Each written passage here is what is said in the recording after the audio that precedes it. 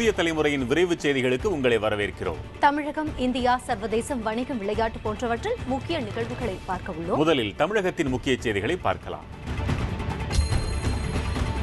Chennai ஆலந்தூரில் ration கடையில் பணியில் இருந்த பெண் ஊழியரை தாக்கி அவரிடம் இருந்த நகைகளை கொள்ளையர்கள் பறித்துச் சென்றுள்ளனர். கடைக்கு வந்த இருவர் திடீரென கடையின் ஷட்டரை மூடி கடைக்குள் இருந்த கோமதி என்ற ஊழியரை தாக்கி கொள்ளையடித்துவிட்டு பின்னர் ஷட்டரை மூடிவிட்டு சென்றுள்ளனர். மயங்கிய நிலையில் இருந்த கோமதி பின்னர் மயக்கம் தெளிந்து ஷட்டரை தட்டியதை அடுத்து அருகில் இருந்தவர்கள் அவரை மீட்டுள்ளனர். லட்சத்தீவிற்கு அருகே ஏற்பட்டுள்ள வளிமண்டல மேலடுக்கு சுழற்சி காரணமாக தமிழகத்தில் அடுத்த 48 மணி நேரத்திற்கு மழை பெய்ய வாய்ப்புள்ளதாக சென்னை வானிலை ஆய்வு மையம் தெரிவித்துள்ளது.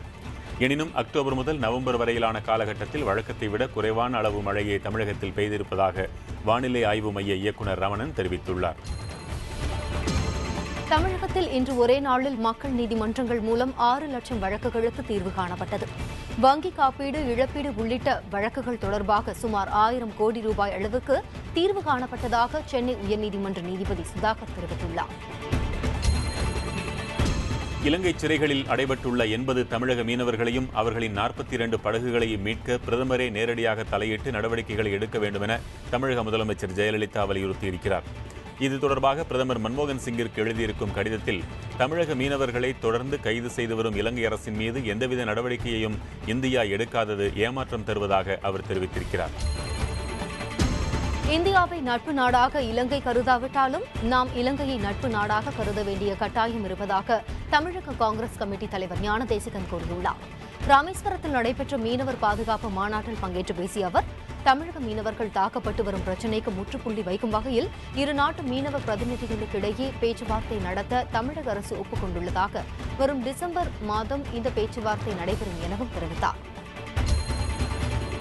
முள்ளிவாய்க்கால் முற்றத்தின் சுற்றுச்சுவர் இடிக்கப்பட்ட விவகாரத்தில் கைது செய்யப்பட்டுள்ள 81 பேர் மீதான வழக்குகளை திரும்ப பெற வலியுறுத்தி அடக்குமுறை சட்டங்களுக்கு எதிரான கூட்டமைப்பினர் சென்னையில் ஆர்ப்பாட்டம் செய்தனர். சேப்பாக்கம் விருந்தினர் மாளிகைக்கு அருகே நடைபெற்ற இந்த ஆர்ப்பாட்டத்தில் மதிமுக உள்ளிட்ட 17 அமைப்புகளைச் சேர்ந்தவர்கள் கலந்து கொண்டனர்.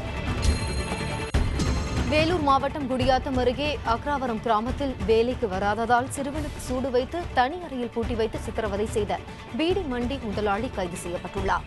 மாணிக்கம் என்ற அந்த நபரிடம் 1 லட்சம் ரூபாய் பெற்றுக்கொண்டு சிறுவனை வேலைக்கு அமர்த்திய சிறுவனின் தாய் உமாவையும் காவல்துறையினர் கைது செய்துள்ளனர். 5 அம்ச கோரிக்கைகளை வலியுறுத்தி தமிழ்நாடு முதுநிலை பட்டதாரி ஆசிரியர் கழகத்தின் சார்பில் சென்னையில் உண்ணாவிரத போராட்டம் நடைபெற்றது. சென்னை வள்ளுவர் கோட்டத்திற்கு அருகே நடைபெற்ற இந்த போராட்டத்தில் தமிழகத்தின் பல்வேறு மாவட்டங்களைச் சேர்ந்த 500க்கும் மேற்பட்ட முதுநிலை பட்டதாரி ஆசிரியர்கள் பங்கேற்றனர். திண்டுக்கல்லில் வைரஸ் காய்ச்சல் வேகமாக பரவி வரும் நிலையில் அங்குள்ள அரசு மருத்துவமனையில் போதிய மருத்துவர்கள் இல்லை என்ற குற்றச்சாட்டு எழுந்துள்ளது. இதனால் சிகிச்சைக்காக நீண்ட நேரம் காத்திருக்க வேண்டிய சூழல் ஏற்படுவதாக நோயாளிகள் வேதனை தெரிவிக்கின்றனர். கடும் மின்வெட்டின் காரணமாக தமிழகம் பின்னோக்கி இழுத்துச் செல்லப்படுவதாக பாட்டாளி மக்கள் கட்சி நிறுவனர் மருத்துவர் ராமதாஸ் குற்றம் சாட்டியுள்ளார். இன்று அவர் வெளியிட்டிருக்கும் அறிக்கையில், சென்னை தவிர்த்த பிற மாவட்டங்களில் 10 முதல் 12 மணி நேர மின்வெட்டு நிலவுவதால் சிறு மற்றும் குறு தொழிற்சாலைகள் கடுமையாக பாதிக்கப்பட்டு தொழிலாளர்கள் வேலையிழந்து வாடும் நிலை ஏற்பட்டுள்ளதாக தெரிவித்திருக்கிறார்.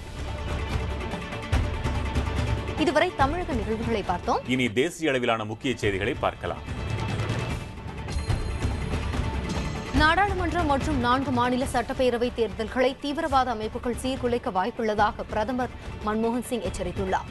டெல்லியில் நடைபெற்ற காவல்துறை தலைவர்கள் மாநாட்டில் பேசிய அவர், பாதுகாப்பு அமைப்புகள் மீது மக்களுக்கு இருக்கும் நம்பிக்கையை காக்கும் வகையில் செயல்பட வேண்டும் என கேட்டுக்கொண்டார். ஏழைகள் கல்வி அறிவை பெறக்கூடாது என்பதிலும் அவர்கள் ஏழ்மை நிலையிலிருந்து முன்னேறிவிடக்கூடாது என்பதிலும் காங்கிரஸ் கட்சி கவனமாக இருப்பதாக குஜராத் முதலமைச்சரும் பாரதிய ஜனதா கட்சியின் பிரதமர் வேட்பாளருமான நரேந்திர மோடி குற்றம் சாட்டியுள்ளார். மத்திய பிரதேசத்தின் மான்சார் பகுதியில் நடைபெற்ற தேர்தல் பிரச்சார பொதுக்கூட்டத்தில் பேசிய அவர், ஏழைகள் முன்னேறிவிட்டால் தாங்கள் அதிகார பீடத்தில் இருந்து தூக்கி எறியப்படுவோம் என்பதை அக்கட்சி உணர்ந்துள்ளதே இதற்கு காரணம் என்று கூறியுள்ளார். கொடியவர்களின் கூடாரமாக பாரதிய ஜனதா கட்சி திகழ்வதாக காங்கிரஸ் தலைவர் சோனியா காந்தி விமர்சித்துள்ளார். ராஜஸ்தானின் கோடா பகுதியில் நடைபெற்ற தேர்தல் பிரச்சார பொதுக்கூட்டத்தில் பேசிய அவர், பொய்களை உண்மைகளைப் போல அக்கட்சி பேசி வருவதாக குற்றம் சாட்டினார். மத்திய பிரதேசம் மற்றும் மிசோரம் மாநிலங்களில் சட்டப்பேரவை தேர்தலுக்கான பிரச்சாரம் இன்று மாலை 5 மணியுடன் முடிவடைந்தது. 230 தொகுதிகளை கொண்ட மத்திய பிரதேசத்திற்கும் 40 தொகுதிகளை கொண்ட மிசோரமிற்கும் நாளை மறுநாள் தேர்தல் நடைபெறுகிறது. நீதிமன்றங்களில் நிலுவையில் இருக்கும் வழக்குகளுக்கு உடனடி தீர்வு காணும் வகையில் தேசிய அளவிலான மெகா லோக் அதாலத் இன்று நடைபெற்றது. இதன் மூலம் நிலுவையில் இருந்த லட்சக்கணக்கான வழக்குகளுக்கு தீர்வு காணப்பட்டது. பாலியல் புகாருக்கு உள்ளாகியிருக்கும் தெஹல்கா பத்திரிகை நிறுவன ஆசிரியர் தருண் தேஜ்பால் மீதான விசாரணை தொடர்ந்து நடைபெற்று வருவதாக கோவா மாநில காவல்துறை தலைவர் கிஷன்குமார் தெரிவித்துள்ளார். இது சிக்கல்கள் நிறைந்த வழக்கு என்பதால் விசாரணை குறித்த விவரங்களை தற்போதைக்கு பகிர்ந்து கொள்ள இயலாது என்று அவர் கூறியிருக்கிறார். பணிபுரியும் பெண்களின் பாதுகாப்பிற்கும் அவர்களின் கண்ணியமாக நடத்தப்படுவதற்கும் சம்பந்தப்பட்ட நிறுவனத்தின் உயரதிகாரிகள் பொறுப்பேற்க வேண்டும் என மக்களவை சபாநாயகர் மீராகுமார் வலியுறுத்தியுள்ளார். கொல்கத்தாவில் செய்தியாளர்களிடம் பேசிய அவர், நாடாளுமன்றத்தில் பெண்களுக்கான குறைதீர் மையம் அமைக்கப்பட்டுள்ளதை போன்று அனைத்து நிறுவனங்களிலும் பெண்களுக்கான குறைதீர் மையம் அமைக்கப்பட வேண்டும் என கூறினார். ஒய்எஸ்ஆர் காங்கிரஸ் தலைவர் ஜெகன்மோகன் ரெட்டி குடியரசுத் தலைவர் பிரணப் முகர்ஜியை சந்தித்து ஒருங்கிணைந்த ஆந்திர மாநிலம் தொடர வேண்டும் என்பதை வலியுறுத்தினார். பின்னர் செய்தியாளர்களிடம் பேசிய அவர், ஆந்திரத்தை பிரிப்பதால் ஏற்படும் பாதிப்புகள் குறித்து குடியரசுத் தலைவரிடம் விளக்கியதாக கூறினார். சுவாமி விவேகானந்தரின் 150வது பிறந்த தின நிறைவு நிகழ்ச்சி அரசு சார்பில் ஒரு வார காலத்திற்கு கொல்கத்தாவில் நடத்தப்படும் என மேற்கு வங்க முதலமைச்சர் மமதா பானர்ஜி தெரிவித்துள்ளார்.